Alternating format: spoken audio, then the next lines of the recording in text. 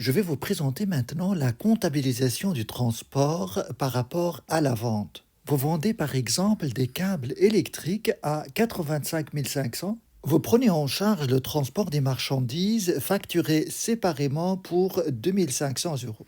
Et donc, vous envoyez cette facture au client. Les marchandises vendues à 85 500 hors TVA, le transport facturé 2500 euros, ce qui donne un montant hors TVA de 88 000 euros. On ajoute la taxe de 6%, ça donne 5 280, ce qui ramène la facture à un total TTC de 93 280. C'est la somme de 88 000 et la TVA de 5 280. Maintenant, on va voir comment ça va se passer en comptabilité à la vente. Pour la comptabilisation, vous avez une méthode simple. C'est simplement d'intégrer la comptabilisation du transport dans la vente des marchandises. Et au livre journal, vous allez avoir la comptabilisation suivante.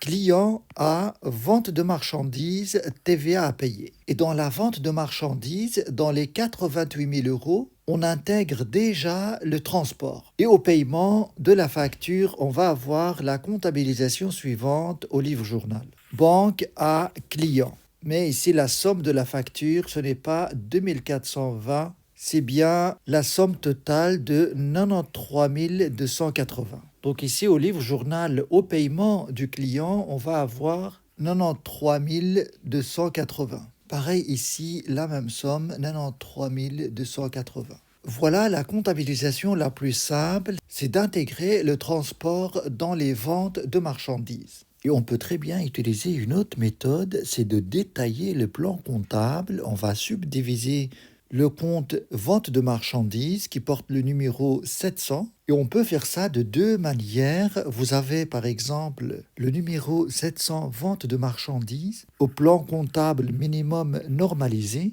mais on a le droit d'ajouter des comptes pour détailler ce qu'on enregistre dans ce compte vente de marchandises. On va par exemple séparer vente de marchandises proprement parlée qui portera le numéro 7000 et ajouter d'autres comptes comme le transport, l'assurance, etc. qui sont liés à cette vente de marchandises. On peut faire ça de cette manière ou d'une autre manière, comme par exemple dans le cas où l'entreprise a plusieurs articles en vente, on peut très bien dans le plan comptable ajouter ces différents articles séparément et détailler ensuite dans chaque article en ajoutant les différents produits accessoires liés à l'article en question. Cela permet à l'entreprise de mieux analyser ses produits, principalement en comptabilité analytique. Alors il y a une troisième manière de faire, c'est d'inscrire le transport dans la prestation de service. C'est un compte qui porte le numéro 705 au plan comptable belge et dans lequel on va repérer le transport au 7050. Il faut remarquer que dans ces deux méthodes, on reste sous le numéro 70 qui représente le chiffre d'affaires. Et maintenant, la comptabilisation, si on adopte cette méthode,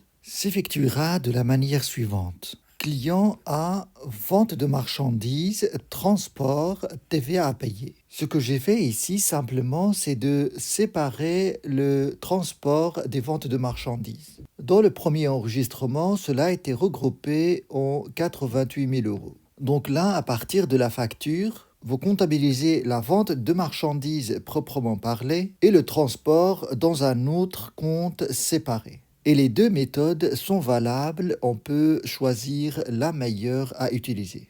Maintenant, si l'entreprise ne se charge pas elle-même de transporter les marchandises, mais qu'elle fait appel à une autre société pour se charger de ce transport. Dans ce cas, la comptabilisation, par exemple, vous recevez cette facture de la société de transport et l'entreprise va comptabiliser cette facture comme charge de la façon suivante. Le compte C1133, transport et déplacement, 200, TVA déductible 12, à fournisseur 212. Bien sûr, une fois la facture est payée, on va comptabiliser la diminution de la dette fournisseur au débit et la diminution de la banque au crédit. Voilà comment ça se passe la comptabilisation du transport dans le cadre d'une vente.